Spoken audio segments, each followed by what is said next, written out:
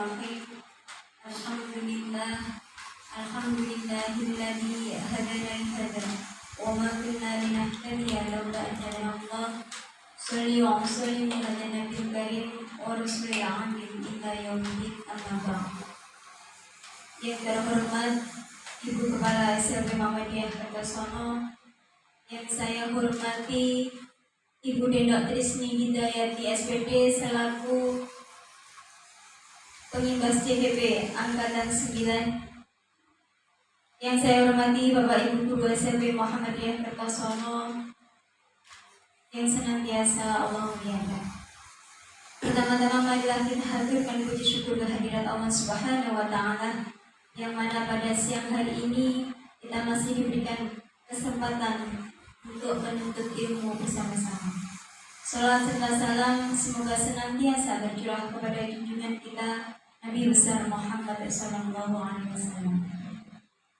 Bapak Ibu yang berbahagia, marilah kita buka acara pada pagi hari ini dengan bacaan basmalah bersama-sama. Bismillahirrahmanirrahim. Memasuki acara selanjutnya, yakni sambutan dari Kepala SMP Muhammadiyah Kertosono yang akan diwakilkan oleh Ibu Zulaikha. Kepada Ibu Zulaikha, dipersilakan.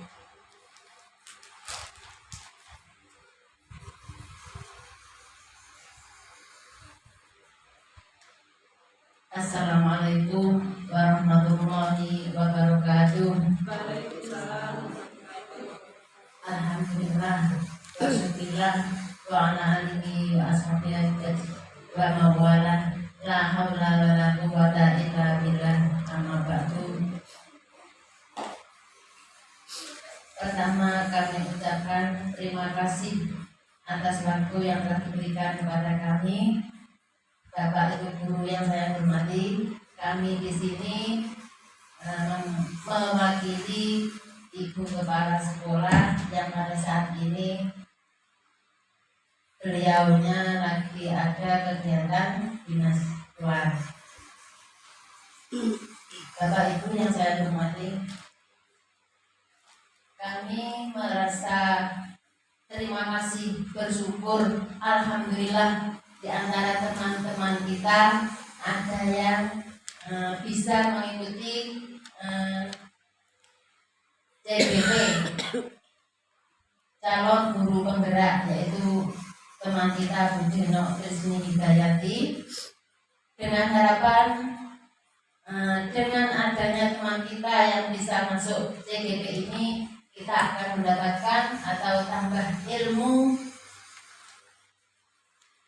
tambah pengalaman dari teman kita. Selanjutnya pada hari ini teman kita Bu Dendok akan melaksanakan diseminasi budaya positif. Untuk itu marilah kita mengikuti kegiatan ini dengan baik, dengan semangat. Semoga kita nanti mendapatkan ilmu dan kita dapat menerapkan kepada anak didik kita. Selanjutnya kami menyampaikan atau pesan ya, Bu Dendok dan juga teman-teman, mari kita semangat ya, semangat untuk Bu Dendok, untuk teman-teman kita semua.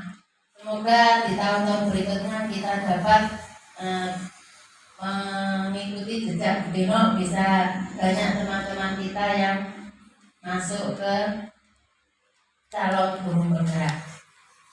Terima kasih, itu saja yang bisa saya sampaikan. Kurang lebihnya mohon maaf. Assalamualaikum warahmatullahi wabarakatuh. Terima kasih disampaikan kepada Ibu Zulaikha atas sambutan yang telah diberikan. Acara selanjutnya yakni acara inti diseminasi budaya positif yang akan disampaikan oleh Ibu Dendok Trisni Hidayati selaku CGP Angkatan 9. Kepada beliau dipersilakan.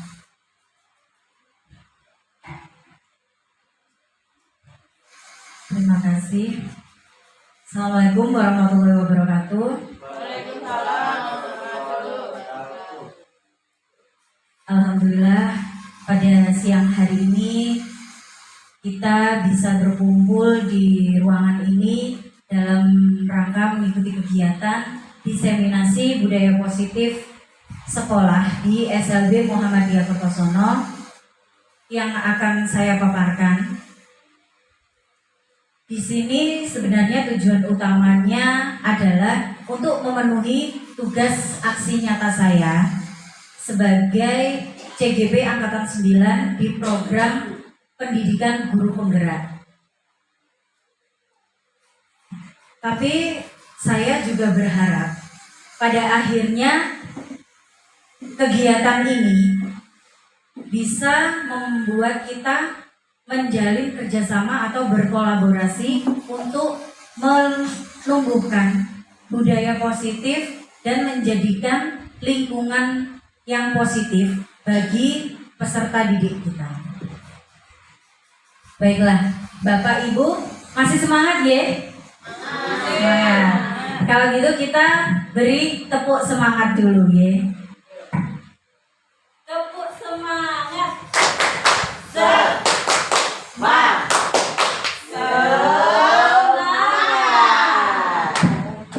Terima kasih. Nah, sekarang diseminasi budaya positif.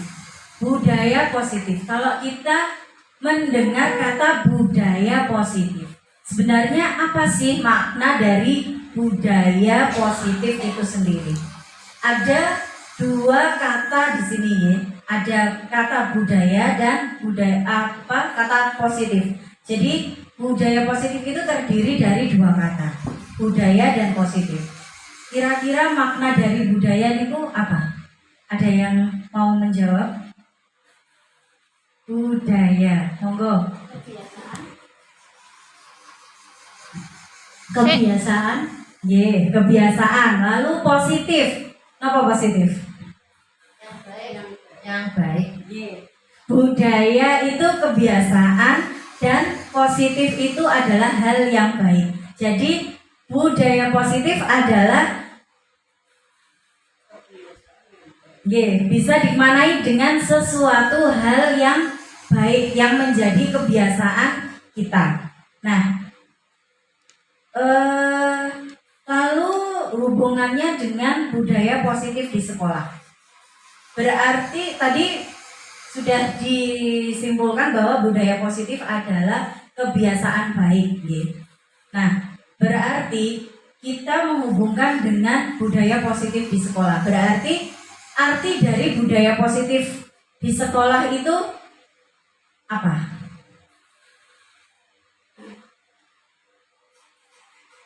Kebiasaan-kebiasaan atau aturan-aturan yang baik yang dilakukan di sekolah. Terima kasih atas jawabannya. Ya. Nah, benar sekali, budaya positif di sekolah adalah nilai dan kebiasaan yang ada di sekolah yang berpihak pada murid agar mereka dapat berkembang menjadi pribadi yang berkarakter sesuai dengan profil pelajar Pancasila. Bapak Ibu masih ingat ya, profil pelajar Pancasila itu ada berapa?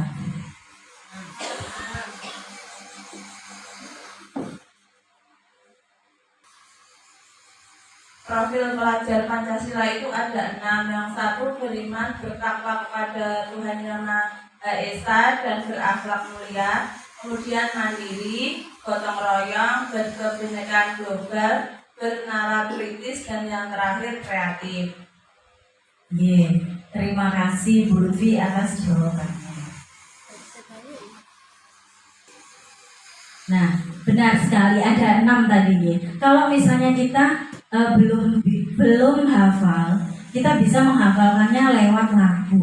Ada lagu untuk menghafalkan profil pelajar Pancasila yang ada 6 tadi. Mungkin ada Bapak Ibu yang bersedia mau menyumbangkan suara emasnya bernyanyi bersama saya.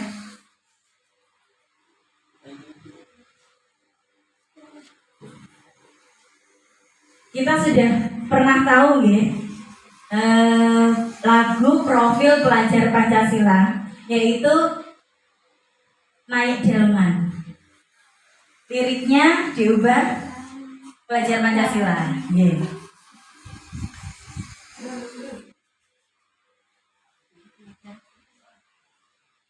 Ya, bersama-sama Bu Feni. Belajar Pancasila, beriman dan bertakwa pada Tuhan yang Esa dan berkebinekaan global, gotong royong mandiri, nalar kritis dan kreatif. Tepuk tangan. Mungkin sekali lagi Bu Feni. Lagunya saya masih belum hafal. Mari kita bersama-sama bernyanyi. 1, 2, 3. Belajar Pancasila, beriman dan bertakwa pada Tuhan yang Esa dan berakhlak mulia, berkebinekaan global, gotong royong mandiri, bernalar kritis dan kreatif. Terima kasih Bu Fendi atas kesediaannya untuk bernyanyi bersama. Nah, itu tadi tentang budaya positif nih. Selanjutnya,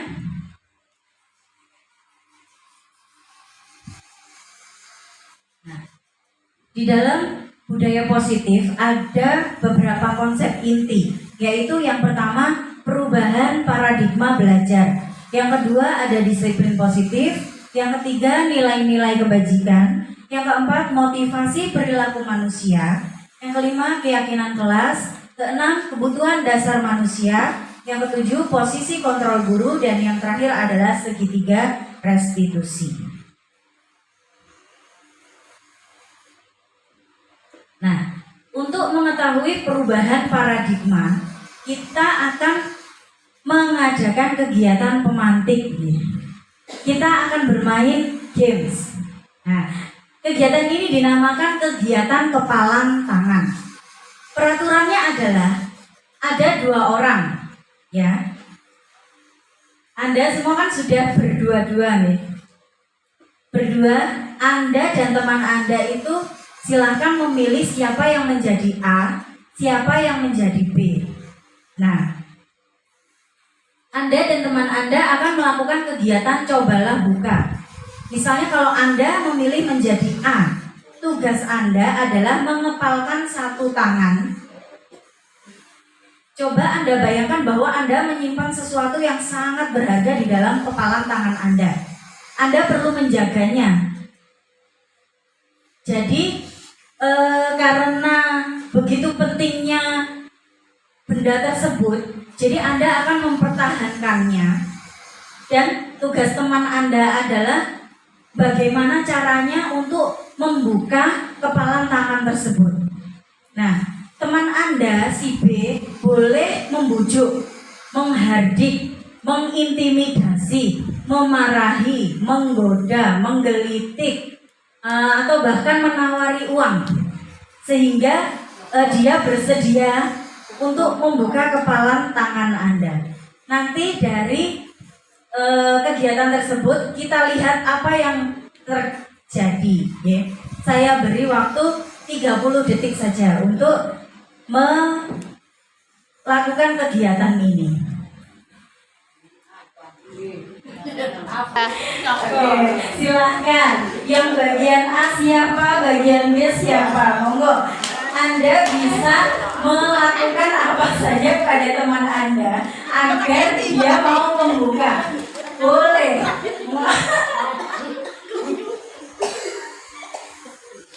Ada yang dengan begitu mudahnya tergoyahkan. Ada yang sangat sulit sekali untuk membuka. Monggo, ayo sekarang kita praktekkan apa yang akan terjadi, baik itu bisa membuka kepalan atau tidak. Ayo semangat. Ya, semangat untuk membuka kepalan.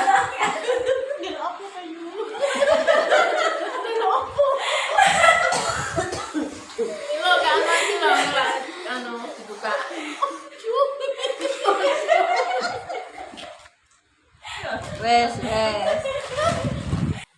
Nah, dari kegiatan tadi saya ingin bertanya kepada Bapak Ibu sekalian.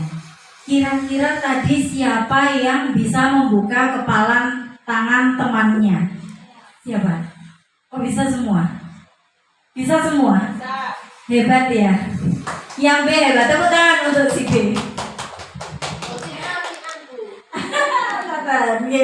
Yang A bisa melepaskan kepalan tangannya karena apa? Si B yang terlalu hebat atau si A yang terlalu bermurah hati? Baik hati. Itu tandanya ya. Kalau kita punya ilmu itu nggak buka CV, nanti temannya dikasih. Luman. Kalau iya. Nah, tadi alasannya apa? Alasannya apa? Kenapa Anda membuka kepalan tangan Anda? Karena saya disuruh membuka, Bu. Tugas saya kan tadi membuka tangan, Bu. Nonton. Ya, berarti yang B, jenengan sebagai yang B bukan iya. Oh iya. Yang B yang membuka kepalan tangan. Terus sebagai si A, kenapa jenengan kok mau membuka kepalan tangan? Monggo Bu Lili. Karena sangat pintarnya si A dengan rayuannya. Rayuan maut yang dahsyat. Tepuk tangan untuk Bu Feni. Ya, nah itu tadi kegiatan romantis kita ini. Sebenarnya dalam kegiatan ini sesungguhnya siapa yang memegang kontrol atau kendali untuk membuka atau menutup kepalan tangan kita? Jawabannya adalah kita sendiri. Jadi kalau kita mau mempertahankan, kita tidak mau untuk membuka, maka kita tidak akan membukanya. Nah, kalau kita mau membiarkan orang lain untuk membuka tangan kita, berarti kita akan membuka. Jadi semua kontrol yang ada adalah tergantung pada diri kita sendiri.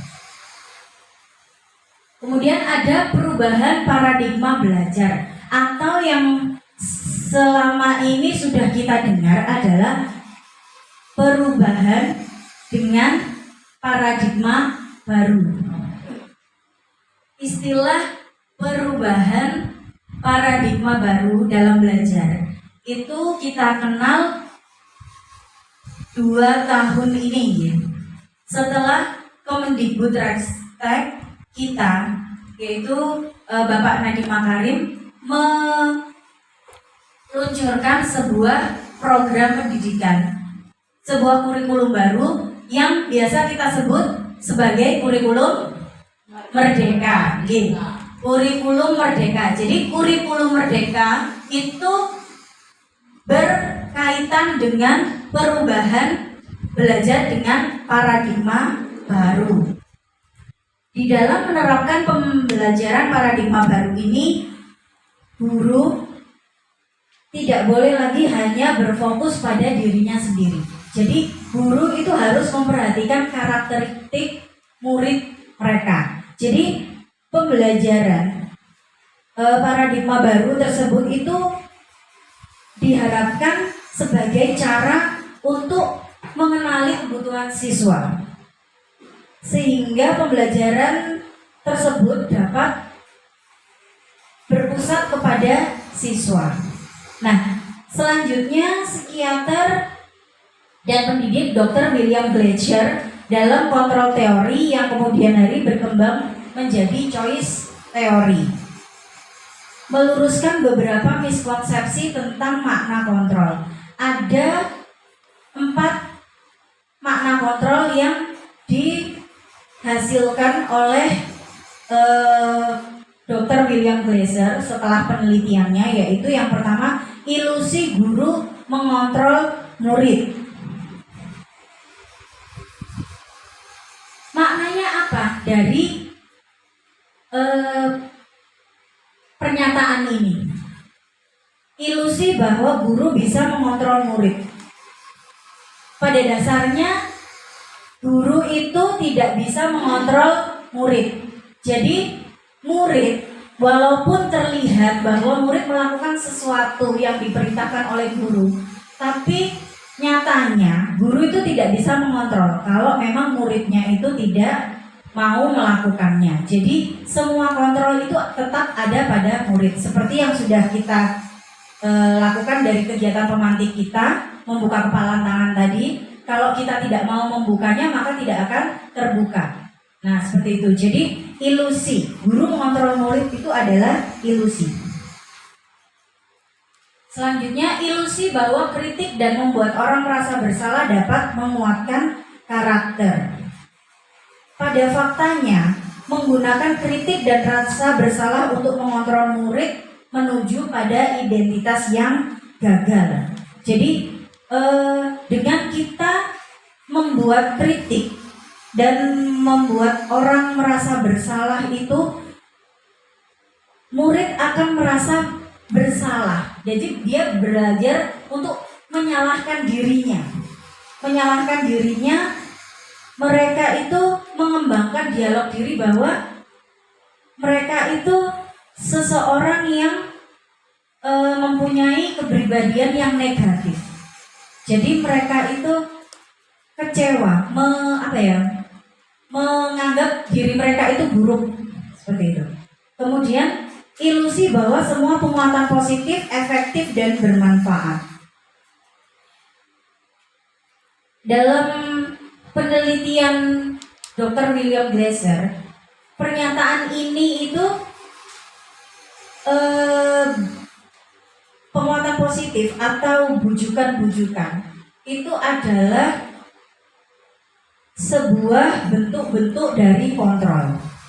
Segala usaha yang kita lakukan untuk membuat murid melakukan hal-hal tertentu, apapun yang dilakukan dan diterima selama ada sebuah kemajuan.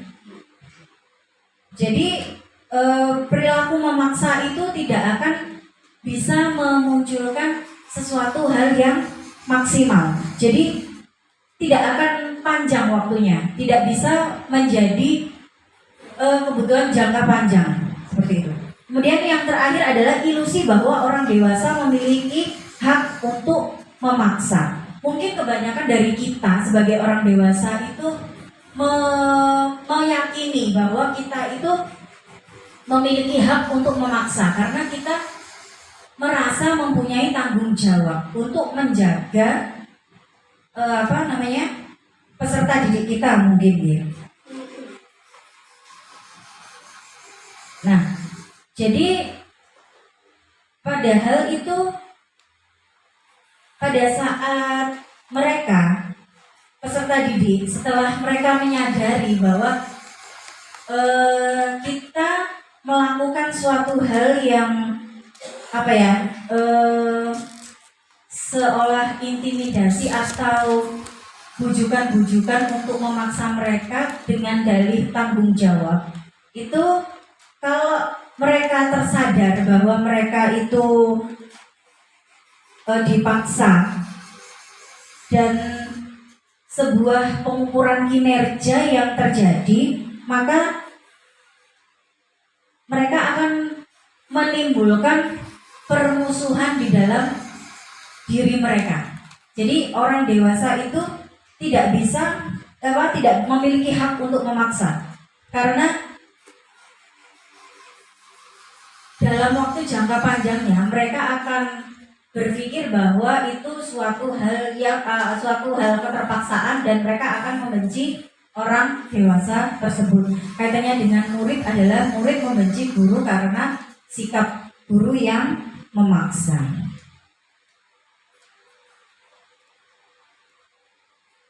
Nah, kemudian Dr. William Glasser menerapkan perubahan paradigma stimulus respon menjadi teori kontrol atau teori pilihan. Jadi misalnya stimulus responnya adalah realitas atau kebutuhan kita sama, tetapi nyatanya di dalam teori kontrol realitas atau kebutuhan kita berbeda. Nah, di dalam melihat sesuatu, semua orang itu melihat hal yang sama. Di dalam teori kontrol, setiap orang memiliki gambaran berbeda. Kemudian kita mencoba mengubah agar orang berpandangan sama dengan kita. Di dalam teori kontrol atau teori pilihan, kita mengubahnya menjadi kita berusaha memahami pandangan orang lain terhadap dunia. Perilaku buruk dilihat sebagai suatu kesalahan. Semua perilaku memiliki tujuan. Orang lain bisa mengontrol saya, tetapi pada kenyataannya hanya Anda yang bisa mengontrol diri Anda sendiri. Kita berpikir bahwa saya bisa mengontrol orang lain, tetapi pada kenyataannya Anda tidak bisa mengontrol orang lain.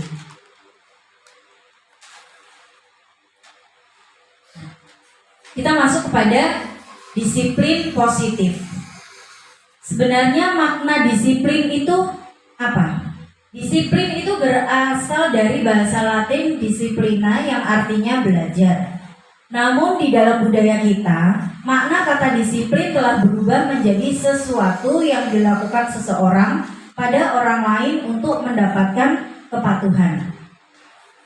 Di dalam pandangan kecenderungan umum adalah menghubungkan kata disiplin dengan ketidaknyamanan, bukan dengan apa yang kita hargai atau pencapaian suatu tujuan mulia. Disiplin positif merupakan salah satu cara untuk menumbuhkan kesadaran murid dalam menerapkan kedisiplinan tanpa mengharap imbalan atau penghargaan dan tanpa takut akan ancaman ataupun hukuman.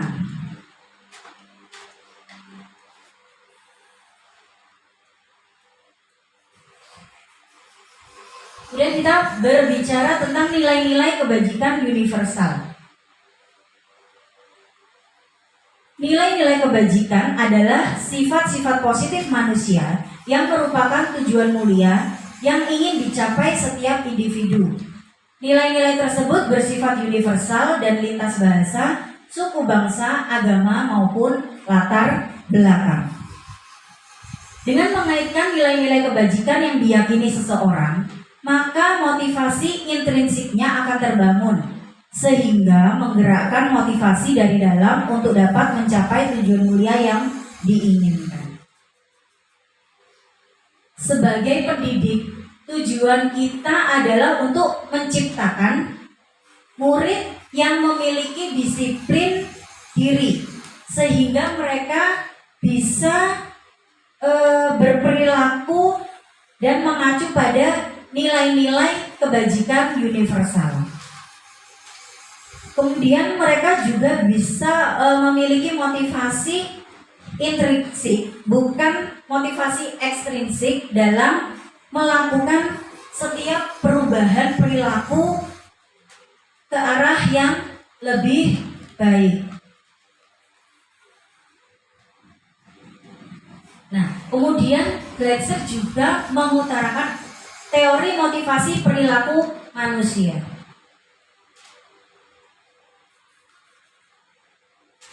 Menurutnya ada 3 motivasi setiap manusia. Ya, ada 2 motivasi eksternal dan 1 motivasi internal. Nah, motivasi internal ini yang nantinya akan menjadi tujuan disiplin positif. Dari ketiga ini, 2 diantaranya adalah motivasi eksternal untuk menghindari ketidaknyamanan atau hukuman. Kemudian untuk mendapatkan imbalan dari orang lain atau institusi. Nah, sedangkan motivasi internalnya sendiri yang menjadi tujuan disiplin positif yaitu untuk menghargai diri sendiri.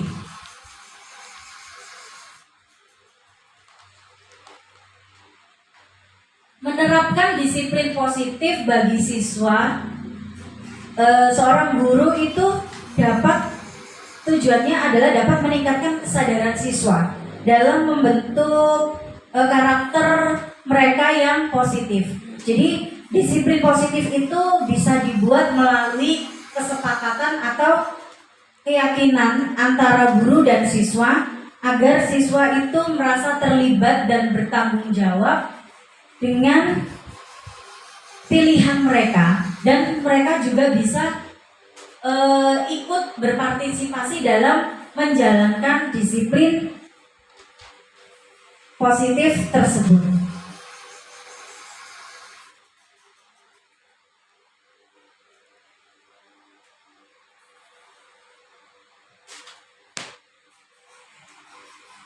Nah, yang tadi dalam pembentukannya untuk menuju disiplin yang positif, menciptakan lingkungan yang positif di sekolah, kita bisa melalui tahapan dari lingkungan yang terkecil dulu.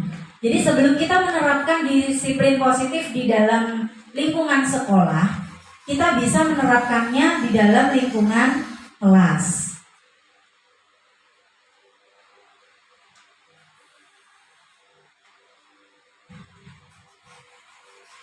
Melalui apa? Melalui kegiatan penciptaan atau perumusan keyakinan kelas. Sebenarnya keyakinan kelas itu adalah merupakan sebuah nilai-nilai kebajikan universal yang telah disepakati secara tersirat dan tersurat, terlepas dari adanya latar belakang suku, negara, bahasa maupun juga agama. Keyakinan kelas dibuat secara bersama-sama dengan seluruh siswa yang mempunyai nilai-nilai kebajikan yang dapat dipercaya. Sekarang timbul pertanyaan, mengapa keyakinan kelas? Mengapa tidak peraturan kelas saja? Dulu kita sering mendengar ya, yang kita mendengar itu peraturan, bukan keyakinan. Nah, keyakinan ini memang istilah yang baru untuk kita. Nah, jadi peraturan kelas diubah menjadi keyakinan kelas karena alasannya adalah keyakinan kelas bersifat lebih abstrak daripada peraturan yang lebih rinci dan konkret. Kemudian keyakinan kelas berupa pernyataan-pernyataan universal. Pernyataan kelas senantiasa dibuat dalam bentuk positif. Keyakinan kelas sebaiknya sesuatu yang dapat diterapkan di lingkungan tersebut. Nah, di sini saya ada sebuah contoh penerapan keyakinan kelas, pembentukan keyakinan kelas di kelas saya. Jadi saya ingin Bapak Ibu menyimak video ini, kemudian jenengan semua menganalisis. Jadi langkah-langkah apa yang bisa diterapkan dalam upaya pembentukan keyakinan kelas? Monggo disimak dulu videonya, kemudian nanti kita membahas, merefleksi apa saja langkah-langkah yang dari keyakinan dari video tersebut.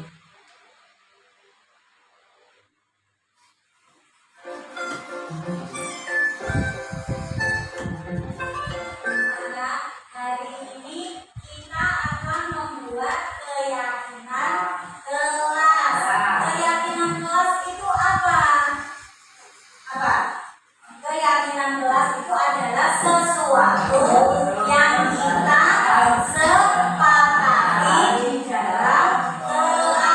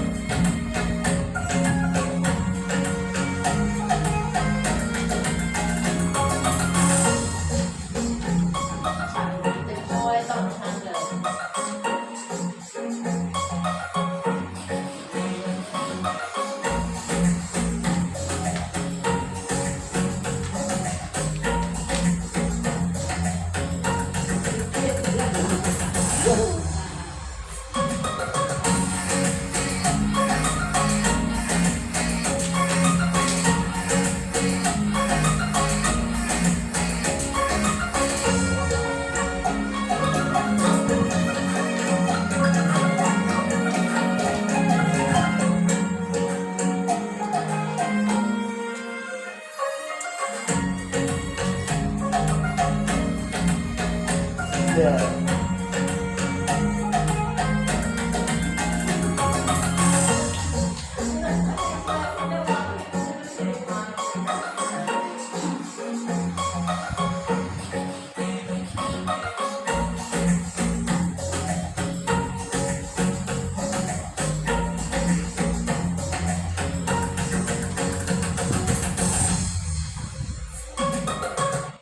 ini tadi keyakinan kelas yang sudah kalian pilih ya. Yang pertama apa itu ada?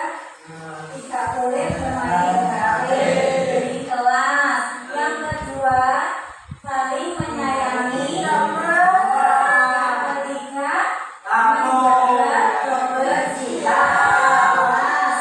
Terus yang keempat, makan pelajaran. Terus yang kelima, menghormati guru. Yang keenam, apa lagi? Meminta izin kalau ada. Oke, itu semua keyakinan kelas yang kalian buat. Oke, terima kasih.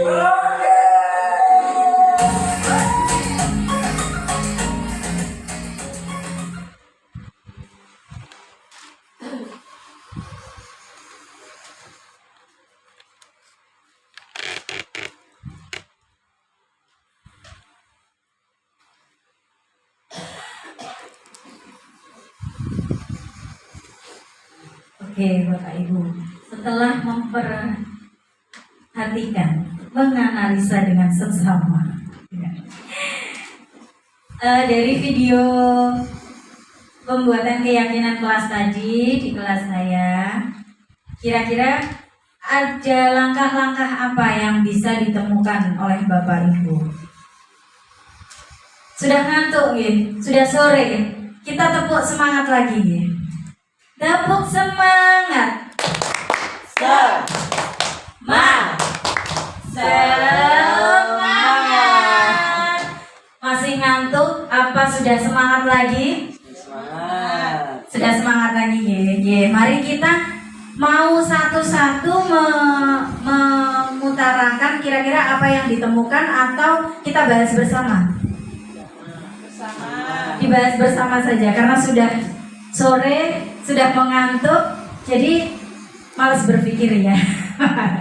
Oke, kita bahas bersama.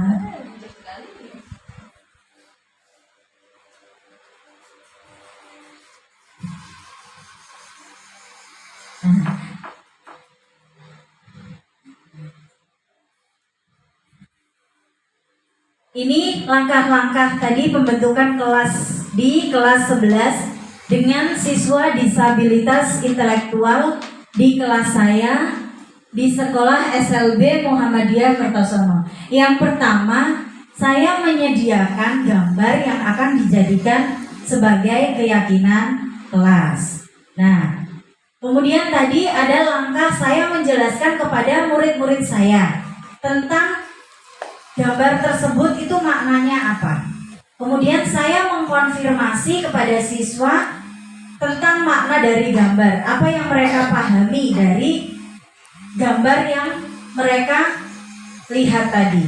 Kemudian saya meminta siswa untuk memilih gambar sesuai pemahaman dan keyakinan mereka dalam menentukan gambar yang mana yang nantinya akan dijadikan sebagai keyakinan kelas mereka.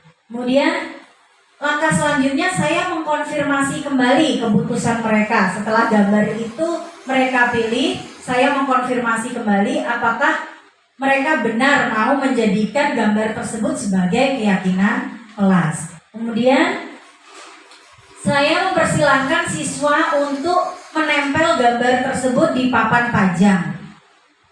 Tujuannya adalah agar nanti jika siswa tidak mematuhi atau melanggar keyakinan yang sudah mereka buat, mereka bisa melihat kembali atau mengingat kembali dengan melihat keyakinan kelas yang sudah dipasang di papan pajang.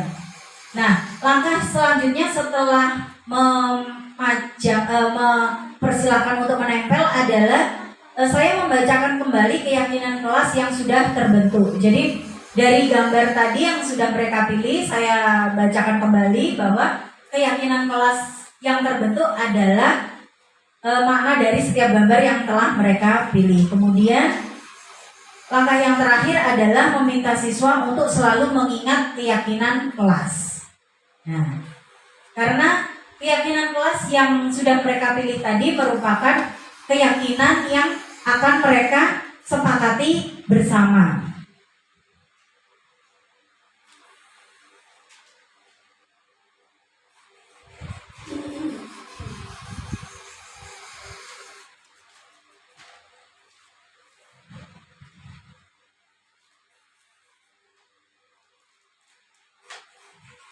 Nah, kemudian di sini ada 5 kebutuhan dasar manusia. Semua orang senantiasa berusaha untuk memenuhi kebutuhannya dengan berbagai cara. Menurut Gletser menyatakan bahwa kapasitas untuk berubah ada di dalam diri kita. Jika kita dapat mengidentifikasi kebutuhan apa yang mendorong perilaku kita, maka perubahan perilaku positif dapat dimulai dengan mencari solusi untuk memenuhi kebutuhan tertentu dengan cara yang positif. Sejatinya, menurut Gletser, membagi kebutuhan dasar manusia itu menjadi 5. Yang pertama adalah kebutuhan bertahan hidup. Yang kedua adalah kasih sayang dan rasa diterima. Kemudian kebebasan, kesenangan, dan kebutuhan akan penguasaan.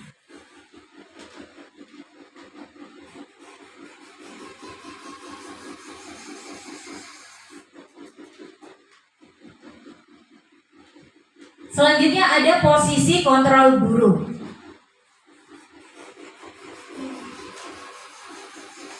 Di sini posisi kontrol guru dibagi menjadi 5. Yang pertama adalah penghukum. Cirinya apa?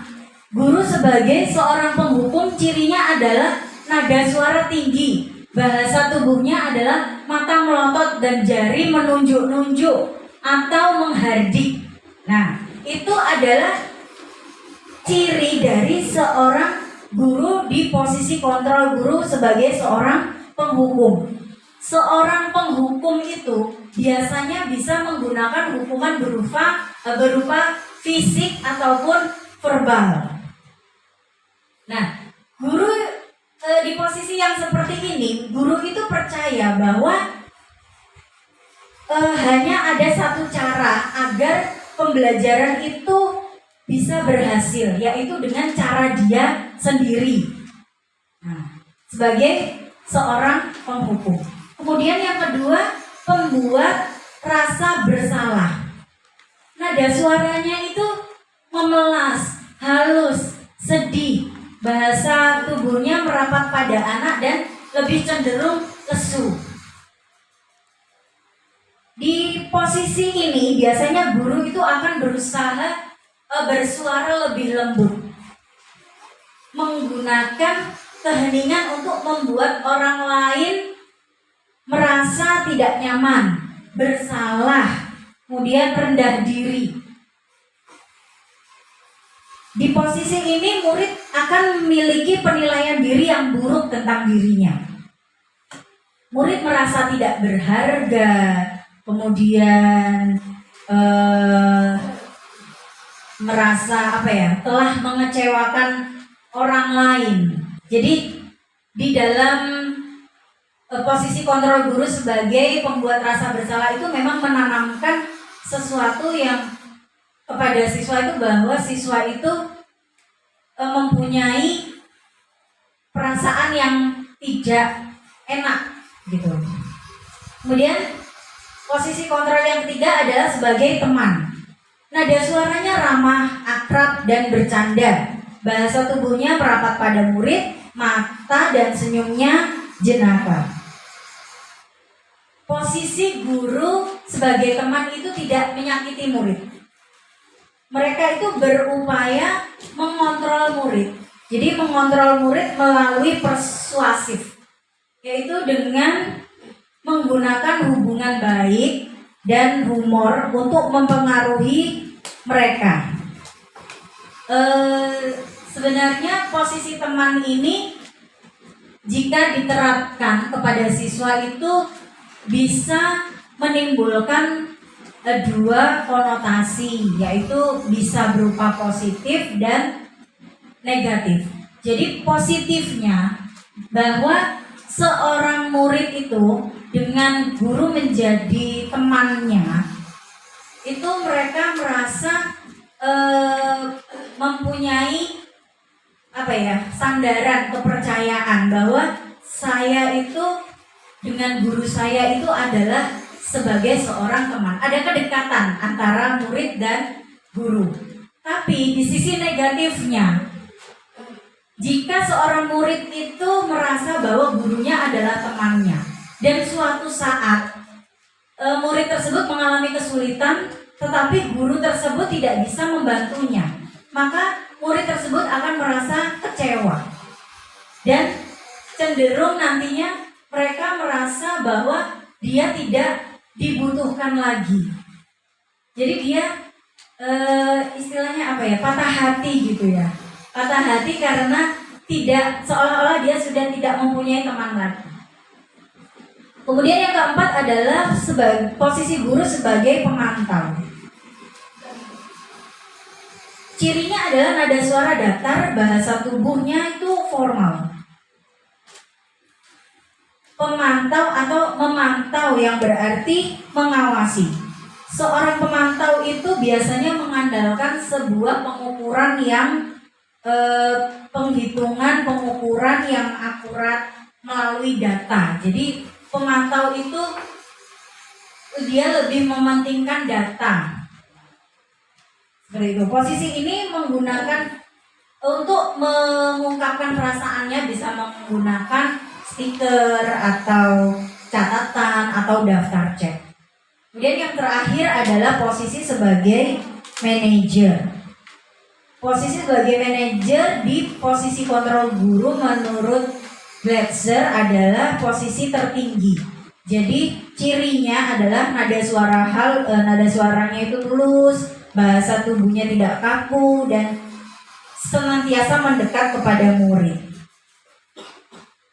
Posisi ini itu lebih mengutamakan kedekatan mereka. Jadi mereka berkolaborasi, guru dan siswa itu berkolaborasi, mempersilahkan murid itu mempertanggungjawabkan perilakunya. Jadi guru sebagai seorang manajer itu tidak akan langsung ketika siswanya berbuat sebuah kesalahan, guru itu tidak langsung menjudge siswa tersebut, tetapi guru itu akan mencari tahu kesalahan, alasan dari siswa tersebut melakukan kesalahan, kemudian mengkonfirmasi bahwa apa yang bisa diperbaiki dari kesalahannya tadi.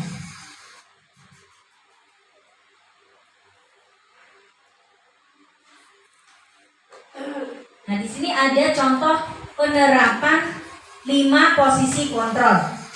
Kalau sebagai penghukum kita, guru akan berbicara bahwa murid melakukan sebuah kesalahan, itu guru akan langsung berkata hormat pada bendera. Nah, itu kita langsung menghukum siswa tersebut. Kemudian kalau sebagai pembuat merasa bersalah, berapa kali ibu bapak bilang harus memberitahu kamu selalu saja mengecewakan ibu dan bapak. Nah, dengan ucapan-ucapan seperti ini, murid itu akan merasa bersalah, menyalahkan diri mereka. Kemudian yang teman, guru akan berkata, ayo dong ikuti aturan sekolah, tolong bantu ibu bapak ya sekali ini saja. Terus ya sudahlah, tidak apa-apa, lain kali jangan berbuat seperti ini lagi ya. Kemudian sebagai pemantau, kamu sudah melanggar peraturan sekolah, kamu tahu konsekuensinya. Setelah upacara kamu beli atribut ya ke koperasi dan jangan diulangi lagi. Nah, posisi yang kelima, posisi yang tertinggi adalah posisi manajer. Nah, itu guru akan berkata, apakah kamu tahu kesalahanmu? Kira-kira bagaimana memperbaiki kesalahanmu? Nah, di sini ada pertanyaan. Monggo Bapak Ibu menjawabnya ya. Posisi kontrol apakah aku? Nah, pertanyaan yang pertama, saya kecewa sekali dengan kamu. Yang kedua, kamu tidak pernah benar melakukannya. Yang ketiga, ayolah lakukan demi ibu atau bapak. Yang keempat, apakah kamu mau mendapatkan stiker bintang hari ini? Yang kelima, bagaimana kamu bisa menyelesaikan masalah ini? Yang keenam, kamu selalu yang paling terakhir.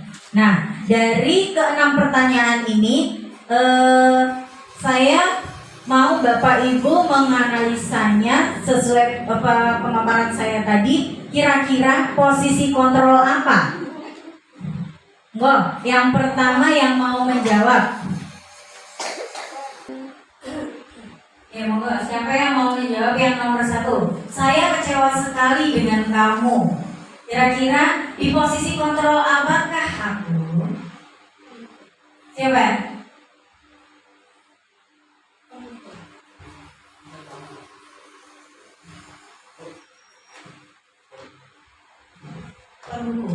Penghukum. Oke, kita save dulu jawabannya. Yang pertama menurut Bu Lili adalah penghukum, ya. Terus yang kedua, monggo, siapa yang mau menjawab? Berusaha menjawab. Kamu tidak pernah benar melakukannya. Teman. Sebagai seorang teman. Pak Hafid menjawab sebagai seorang teman.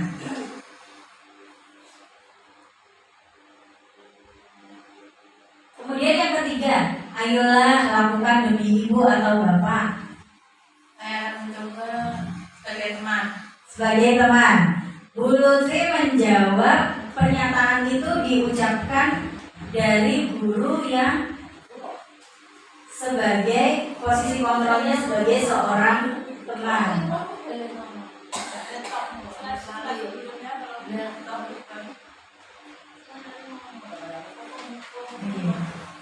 Ini kata-katanya yang tadi, penerapan 5 posisi kontrol. Kalau penghukum itu berbicara menghormat bendera, kemudian membuat rasa bersalah. Berapa kali ibu atau bapak bilang harus memberitahu kamu selalu saja mengecewakan ibu atau bapak. Jadi yang sebagai teman, ayo dong ikuti aturan sekolah. Tolong bantu ibu atau bapak ya sekali ini. Ya sudah, tidak apa-apa. Lain kali jangan berbuat seperti ini lagi ya. Kemudian sebagai seorang pemantau, kamu sudah melanggar peraturan sekolah. Kamu tahu konsekuensinya. Setelah upacara, kamu beri atributnya ke koperasi dan jangan diulangi lagi. Kemudian yang terakhir di posisi manajer, apakah kamu tahu kesalahanmu? Kira-kira bagaimana memperbaiki kesalahanmu? Nah, tadi sampai mana? 4 ya. Apakah kamu mau mendapatkan stiker bintang hari ini?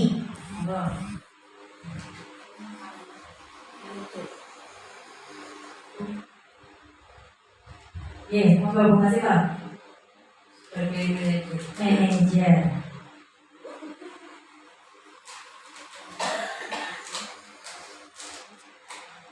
Ya, lalu yang kelima, bagaimana kamu bisa menyelesaikan masalah ini?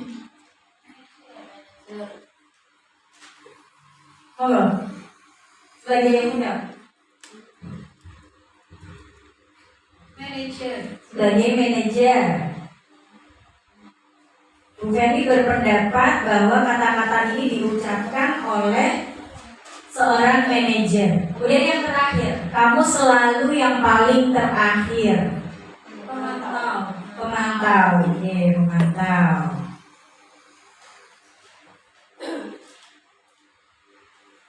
Sekarang mari kita lihat jawaban. Nah. Saya kecewa sekali dengan kamu. Nah, ini tadi jawabannya Bu Lili adalah sebagai seorang penghukum. Sebagai seorang penghukum, tapi nyatanya sebagai pembuat rasa bersalah. Karena apa? Ada ucapan saya kecewa sekali dengan kamu. Nah, kalau penghukum itu dia langsung menjudge. Seperti yang nomor 2, kamu tidak pernah benar melakukannya. Nah, itu kata-kata yang diucapkan oleh guru sebagai penghukum. Nah, kemudian yang ketiga, Bu Lutfi beranggapan bahwa ayolah lakukan demi ibu atau bapak. Ini tadi Bu Lutfi menjawab sebagai seorang teman. Nah, tepuk tangan untuk Bu Lutfi. Yang keempat, apakah kamu mau mendapatkan stiker bintang hari ini? Bu Masifah menjawab sebagai seorang manajer. Dan jawabannya adalah sebagai seorang pemantau. Itu kata-katanya ada di stiker bintang. Karena seorang pemantau itu dia lebih menggunakan data. Jadi pengukurannya bisa stiker bintang, daftar checklist, gitu. Kemudian yang kelima, bagaimana kamu bisa menyelesaikan masalah ini? Nah, Bu Feni menjawab tadi sebagai seorang manajer. Memang benar. Jadi di kata-kata ini, bagaimana kamu bisa menyelesaikan masalah ini? Itu seorang manajer berusaha mengembalikan keputusan semuanya kepada murid tersebut. Dia tidak menghakimi, tidak menyalahkan atau tidak menjudge. Jadi dia diusahakan untuk mencari solusi, menyadari sendiri kesalahannya dan mencari solusi dari kesalahan yang sudah diperbuat. Kemudian yang terakhir adalah sebagai penghukum. Tadi Bu Feni menjawab sebagai seorang pemantau. Karena dia, ini kan kata-kata yang menjatuhkan nih. Kamu itu selalu yang paling terakhir. Nah, itu kata-kata yang diucapkan oleh seorang penghukum. Kalau kata-kata kamu kok gak pinter,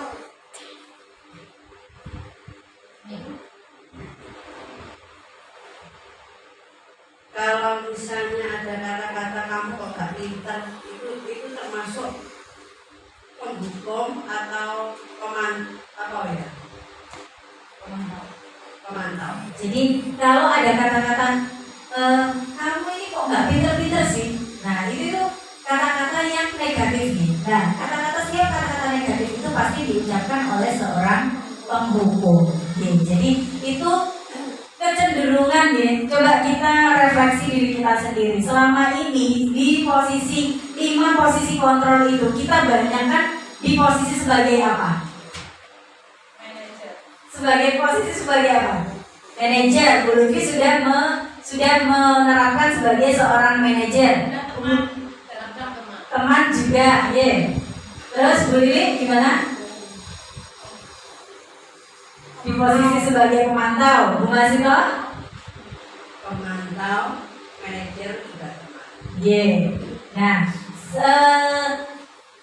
kita pernah sebenarnya 5-5-nya ini kita pernah melakukan. Kita bisa menjadi guru di posisi kontrol sebagai penghukum, terus sebagai teman, sebagai pemantau, sebagai pembuat orang merasa bersalah, dan juga sebagai seorang manajer.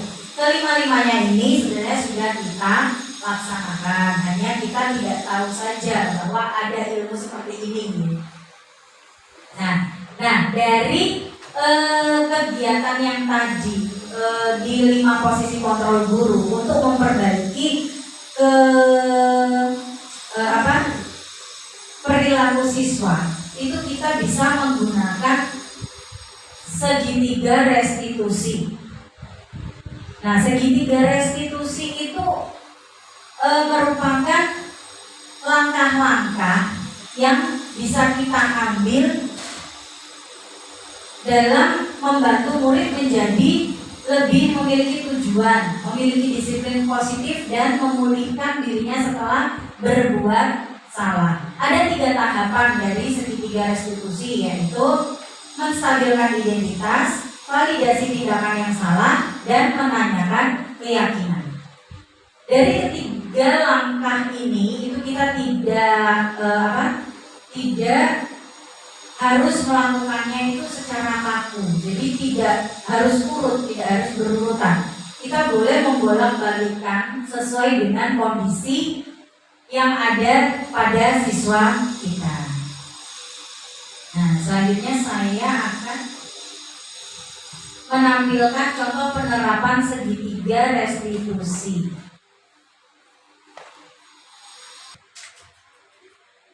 Baik, ini contoh penerapan ya, di penerapan segitiga restitusi yang saya terapkan di dalam kelas saya.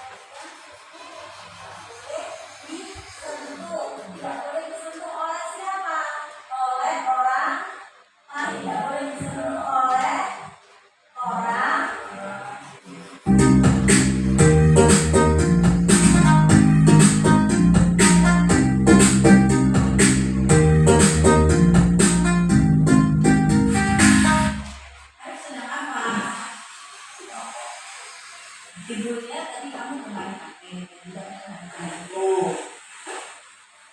Ibu tahu semua orang pernah melakukan ini.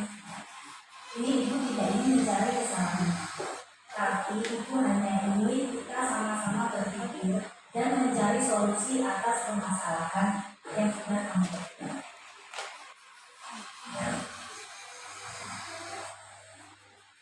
Arif, semua orang pernah membuat kesalahan, termasuk juga ibu.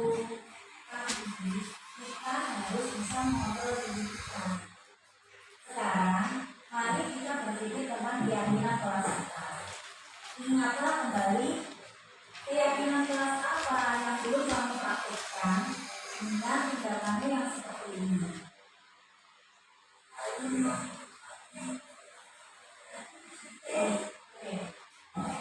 Sekarang, apakah tindakanmu bermain HP yang tidak mendengarkan penjelasan ibu mencerminkan hal tersebut?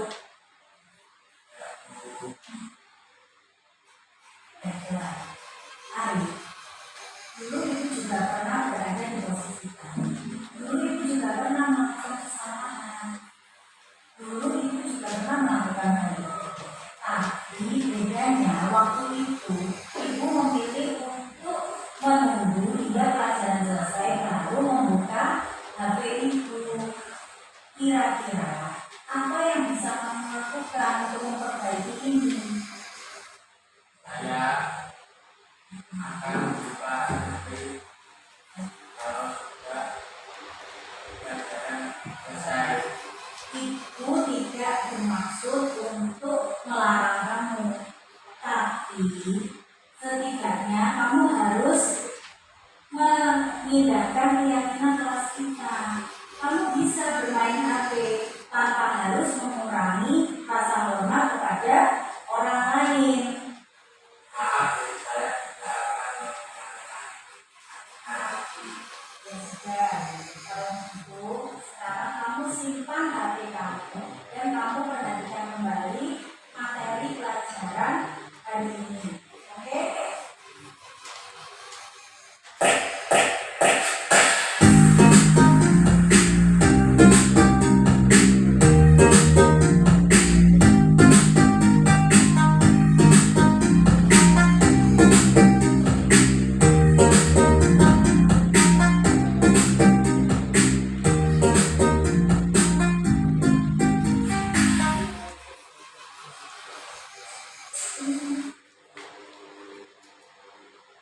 Anda dari mana? Berangkat dari sana. Anda waktu sekolah di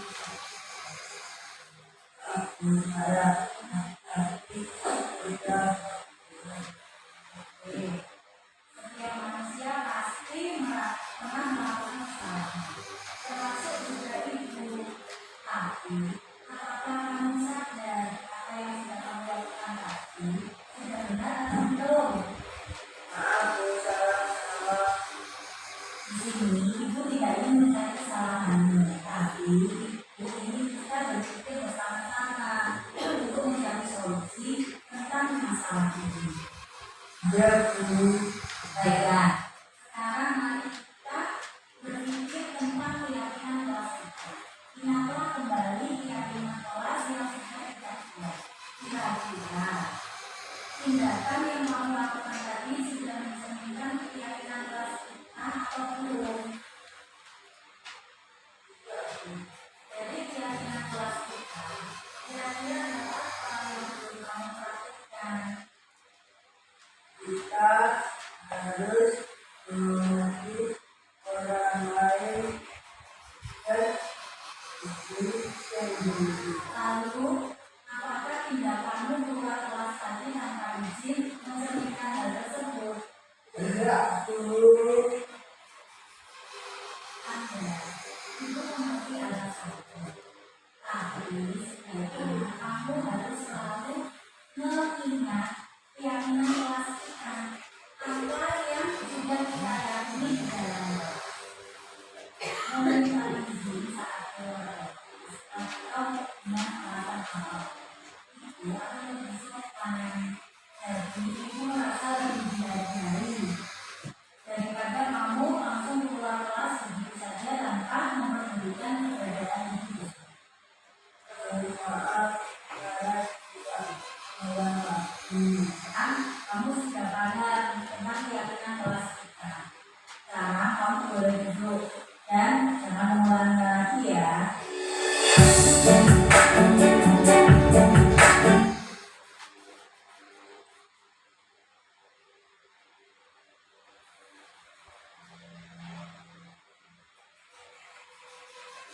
Nah, itu tadi video penerapan keyakinan segitiga restitusi.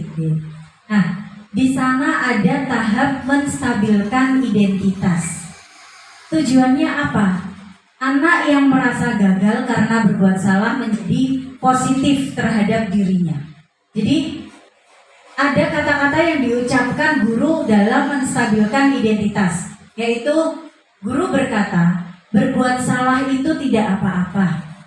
Kemudian, tidak ada manusia yang sempurna. Saya juga pernah melakukan kesalahan seperti itu. Kita bisa menyelesaikan ini. Bapak atau ibu tidak tertarik mencari siapa yang salah. Tapi, bapak atau ibu ingin mencari solusi dari permasalahan ini. Kamu berhak merasa begitu. Apakah kamu sedang menjadi teman yang baik buat dirimu sendiri?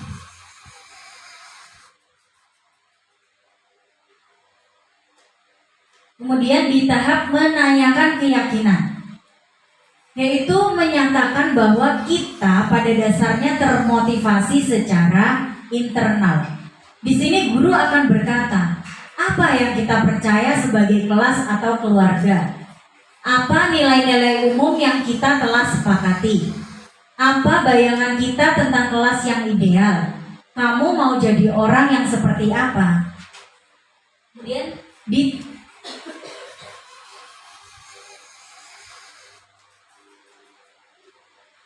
di tahap validasi tindakan yang salah, setiap tindakan dilakukan dengan satu tujuan, yaitu memenuhi kebutuhan dasar. Guru berkata, padahal kamu bisa melakukan yang lebih buruk dari ini ya. Kamu pasti punya alasan mengapa melakukan hal ini. Kamu patut bangga pada dirimu sendiri, karena kamu telah melindungi sesuatu yang penting buat kamu. Kamu boleh mempertahankan sikap itu, tapi kamu harus menambahkan sikap yang baru. Nah, ini kata-kata yang digunakan dalam tahapan dari segitiga restitusi.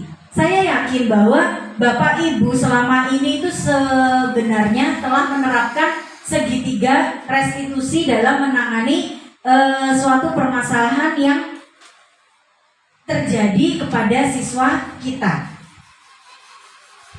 Bapak Ibu guru pasti menggunakannya dalam berbagai bentuk, berbagai versi, dan menurut gaya Bapak Ibu masing-masing.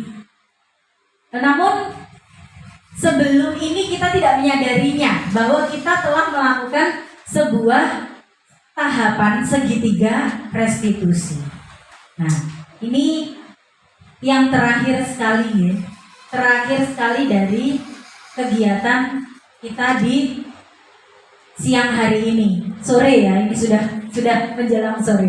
Yaitu refleksi dari diseminasi ini. Tapi nampaknya kok sebelum saya refleksi kayaknya sudah pada loyo ya. Kita bermain, kita ice breaking dulu gimana ya? Kita ice breaking. Jadi nanti saya kalau saya akan berhitung. Nah, kelipatan 3 itu kita bertepuk. Jadi kelipatan 3 kita bertepuk. Kelipatan 5 kita bilang dor. Oke, saya beri contoh dulu ya. 1, 2, 3, 4, 5. Jadi 1, 2, 3, 4, 5, dor. Kita harus begini dulu. Mau berdiri? Ayo kita berdiri dulu.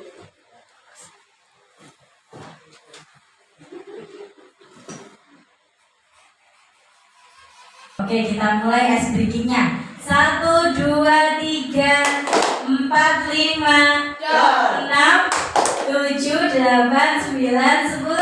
Oke, sudah. Sekali lagi ya. Sekali lagi biar kita semangat. Oke, kita ulangi lagi.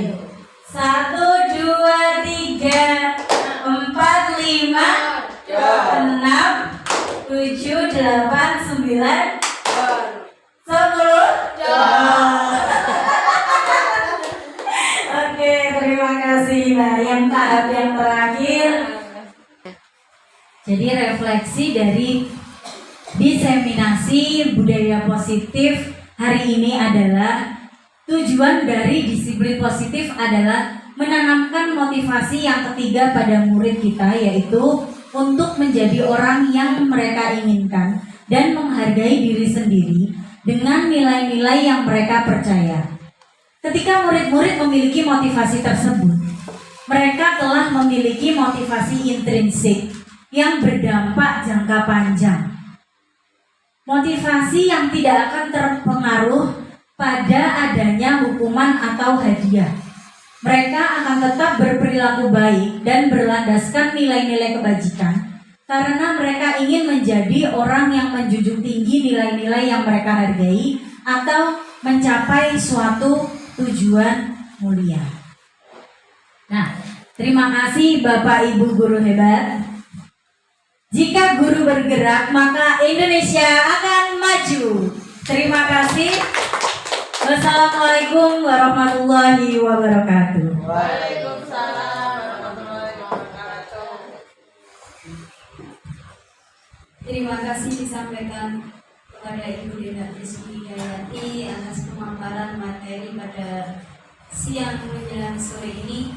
Semoga apa yang disampaikan bisa menjadi tambahan ilmu bagi kita semua. Amin. Bapak Ibu yang berbahagia, acara saatnya yakni doa yang akan dipimpin oleh Bapak Khatib. Sebelum doa bersamai, saya di sini sebagai pembawa acara mohon maaf atas semua salah saya selama membawakan acara pada pagi hari ini. Akhir kalam dari saya, wabillahi taufiq wal hidayah wal inayah. Wassalamualaikum warahmatullahi wabarakatuh. Kepada Bapak Hafid dipersilakan. Baik, sebelum mengakhiri perjumpaan kita pada siang hari ini, marilah kita sama-sama menutup acara ini dengan doa. A'udzubillahi minasyaitonirrajim. Bismillahirrahmanirrahim. Allahumma shalli ala sayyidina Muhammad wa ala ali sayyidina Muhammad walhamdulillahirabbil alamin. Hamdan syakirin hamdan na'imin hamdan yuafi ni'amahu wa yukafi mazidah. Ya Rabbana lakal hamdu kama yanbaghi li jalali wajhil karim wa ajli sultanik. Allahumma shalli ala sayyidina Muhammad wa ala ali sayyidina Muhammad. Rabbana dzlamna anfusana fa lam taghfir lana wa tarhamna lanakunanna minal khasirin. Bismillahirrahmanirrahim. Bismillahirrahmanirrahim. Bismillahirrahmanirrahim. Bismillahirrahmanirrahim. La ilaha illa fil ardi wa la fis samai wa samil alim. Rabbana iftah bainana wa baina qaumina bil haqqi wa anta khairul fatihin. ربنا أنزل منزلا مباركا وأنت خير منزل واعتصموا بحبل الله ربنا آتنا في الدنيا حسنة وفي الآخرة حسنة وقنا عذاب النار وصلى الله على سيدنا محمد وعلى آل سيدنا محمد والحمد لله رب العالمين ببركة الفاتحة. Terima kasih.